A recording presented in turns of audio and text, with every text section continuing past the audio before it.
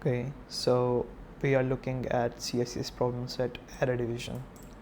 It's a problem on binary search, and the problem states that we are given an array containing n positive integers. The task is to divide the array into k sub-arrays so that the maximum sum in a sub-array is as small as possible.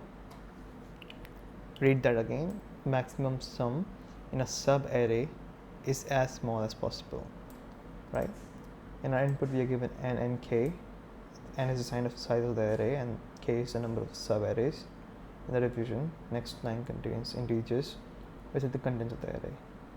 So here we have to print the maximum sum in a sub-array in the optimal division.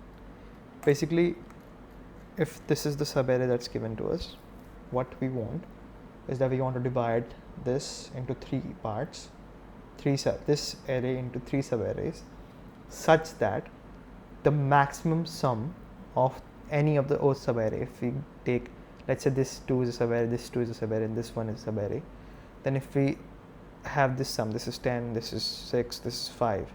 So if we find the maximum of those, that maximum should be we have to minimize that maximum, right? So in this case, this is the division that we have taken. 2 and 4 and 7 we have taken separately, and 3 and 5. In such a case, we would get 6 and we would get 8 and 7. So maximum of all these sums would be 8. So that is the division in which we can find the maximum of all the sum, which is minimum, right? So let us just go through two more examples to understand what the question is trying to say. And it's very important to understand the examples first. So here we have this examples. So in this we have, I've taken this with test cases. So this is our n, this is our k, this is our n, this is our k, right? This is one test case, this is one test case. So here we have 3, 4, 5, 2, 1, and you have to remember that the sub-arrays are not subsequences, they are sub-arrays, which means they're going to be contiguous, right? So now here we can divide this in this manner. We can take 3, 4, we can take 2, 1, and we can take 5. This would leave us with 7, 5, and 3, right? So this would give us 7 as the minimum that we can make, but the maximum. If you take any other division, let's just say 3 is 1, and that's 9, and then 3. This is again 9 is greater than 7. So this is the minimum we can make. Whereas in this case, where there's 3, 5, 4, 3, 2, the minimum we can make is 3 plus 5 is 8, right? And we can do 4 plus 3 is 7. This is 2.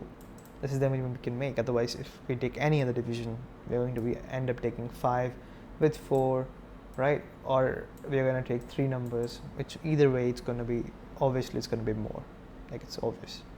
So you have to minimize that, and we have to find the maximum, and we have to minimize the maximum sum of sub-arrays, element of the sub-arrays, right? And hence we can do the question now. So in this, as we are given n and k. So just to not be confused, I'm going to remove the test cases. So this is how we are given. This is how we are given the array, right? We're given n and k, and n is the content of the array, right? So I've taken n and k, and I've taken those inputs. I've created an array of n size, and I filled that. This is just a for loop filling the array, right? And you can, if you are filling it manually, you can find the maximum element here itself by keeping a variable. Otherwise, I've just used this function directly that C++ provides us. The answer, so what we are going to do, our approach of this problem is going to be, we know that the answer for our problem is going to lie between maximum of the array, which in this case here is 5, and the maximum value that we can have. So it's 10 to power 9 here. So if we say 10 to power 9, we can keep it like we're just adding 10 to power 9 and that is into 10 to the power 5 times, right? So that is going to be less than 10 to the power 14, right? Maybe a little bit more, so around 10 to the power 15 should be good. So we're just taking 10 to the power 18 since we're taking long, right? So from 5 to 10 to the power 8, 10 to the power 18 is going to be our range for this particular problem. Let's just max the array to, which eventually just comes down to this. This is the range. This is where our answer will lie. Our answer can be at minimum 5, right? At minimum this 5. Let's say if this is 1, then the answer will be 5, right? Because eventually we'll leave 5 alone. But yeah, at minimum we'll have 5, right? And at maximum we can have 10 to the power 18. So we're just using binary search. But the good part is we know that binary search instead of O of n, if we do a single loop of n, we are going to end up doing this many operations, which is not okay. But good part is, binary search allows us to do this log of n, and we know that 10 to the power 18, when you've taken log of this value, this is just going to be 18 into log 10, which is somehow 18 into 3, I think, or somewhere around this much. And that's 24 and 30, that's just 54, 55 times you're going to run this loop. Right, 54 times you're going to run this loop, and that's going to solve a problem. So instead of doing 10 to the power 18 operations, we are just doing 55 operations or 54 operations, which just shows you that how strong binary search is, like just taking 10 to the power 18 operations to 54 operations. That's pretty good, right? So this is going to be our approach. We're going to take a minimum value of which is the maximum of the array, because that's the minimum we can have as a sub-array sum, right? From all the sub-arrays, and we'll take our answer as just some kind of maximum value, and our high as some kind of maximum value. And a simple binary search approach, you're giving low less than high, mid is low plus high minus low, and this is the same as divide by 2. This is just divide by 2. I've just done it bitwise, but this is just high minus low divided by 2. You can even do low plus high divided by 2. That's fine. It's still mid, right? And I'm going to take each time. I'm going to take some sum, maintain a variable sum, and we are going to check whether this mid value that we are taking, whether this answer is possible in this sub-array sum. So I will explain this logic later.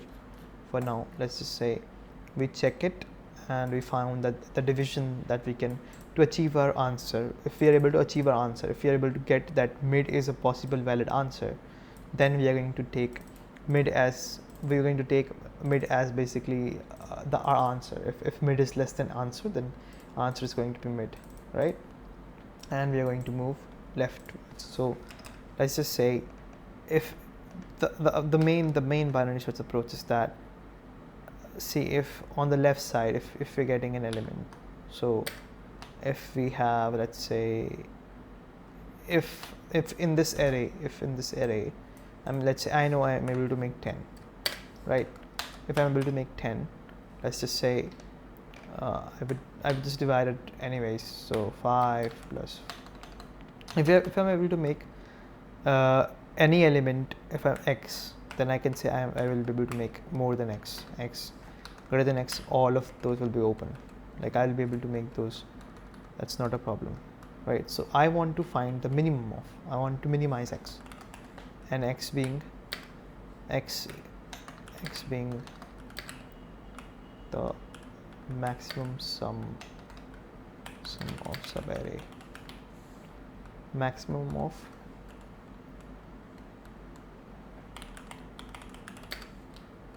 subarrays. That would be right. X is nothing but maximum of sum of individual subarrays, right? And we have to minimize this x.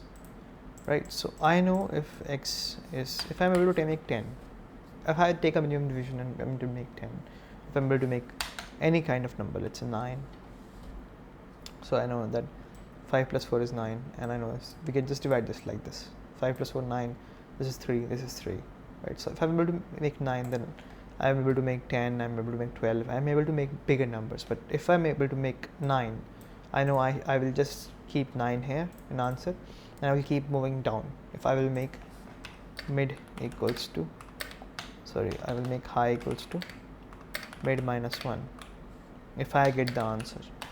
If let's say I want to make 3, I know I'm not able to make 3 anyways, because this is the minimum. This is not, say 6, I want to make 6, so I know that I won't be able to make 6 no matter what, right? Because this is 7, there's no other way, there's no way to divide this in, so to make 6 anyways, to make 3 arrays that has the maximum array sum as 6. So if this is the case, then I will do that low is equals to mid minus 1 or mid plus 1, because I know 6 will never exist, so I will start searching from 7 like that. So this is the condition of the binary search, and this is what I want to do. This is very important, right? So this is what I'm doing. If I'm able to make the answer, this is just saying that the answer is there. If the answer is there, I keep the answer, trying to minimize it up until we are able to minimize, and we just run the entire 54 iteration for this thing, right? And if we are able to, whatever is the minimum answer that we find, we're just going to put the answer. That's simple. So the main logic of this problem is here. How are we checking whether a valid thing exists or not? Which is again simple. So what we are saying is that this is our x, this is what we are trying to make. We are trying to make x. We're going to divide the array to make x, right? We're keeping the sum as 0 at the start. I've passed over here. In fact, I don't even need to pass it over here. Just say it's 0. Right, and I have the array and I have this, and then I can just take the block at the starting. I'm just saying that because see, if I will explain to you from this example itself. So let's say we're doing a for loop. If I say x is equals to 9, just an example, right? So now I want to make 2 division. I only want the sum to go beyond 9 twice. So 3 plus 4 is 7. So I can write like this, like somewhat like prefix sum.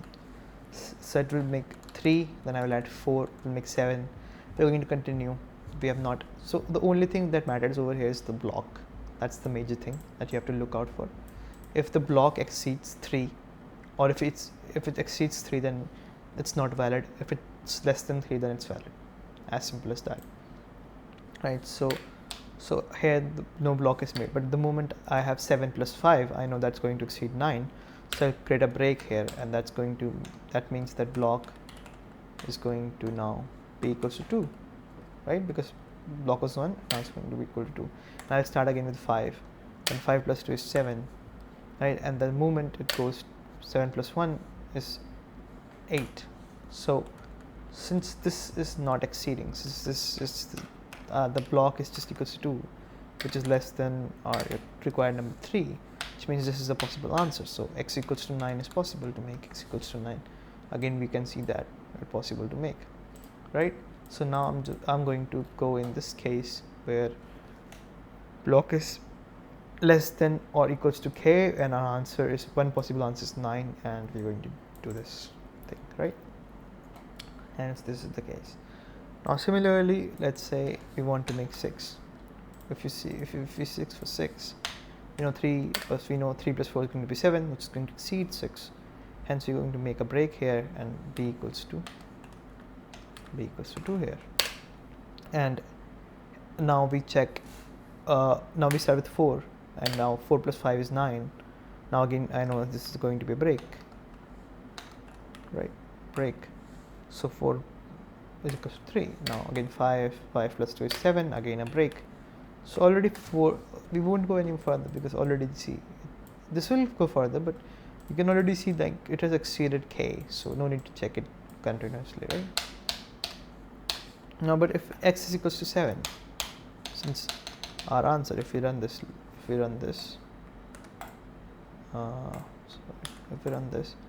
our answer is 7. So let's just check how many times that should be happening exactly two more times. So block should be 3, right? So we can check 3, 7. Again, block. Just say this block equals to 2. Block equals to 2. I'll just say block equals to 2. Right? I hope you understand this. Or maybe this is better to understand. Block value is 2. I'll say like this. Block value is 2. So block value is 2, and now I know 5, I know 7, and now I know block value is 3, and I know 1. So at the end of the day, block value is 3, which is still, so the condition matters a lot, because the condition is that if block is less than or equals to k, which is 3 is equals to k, then this condition still works, which means we are going to consider a case where x equals to 7, which is going to be the smallest we are able to find, because we know x equals to 6 is not working. So this is a monotonic sequence, which is like it goes from 1, 2, 3, 4, 5, 6, and 7, and 8, and then 9, and so on. And we know that the answer is not there, answer is not there, answer is not there, and we're not able to make these answers until we are able to make these answers, right? So we just need to find this point. This is our answer right here. This is our answer. We just need to find this point. That is the question summarized, right?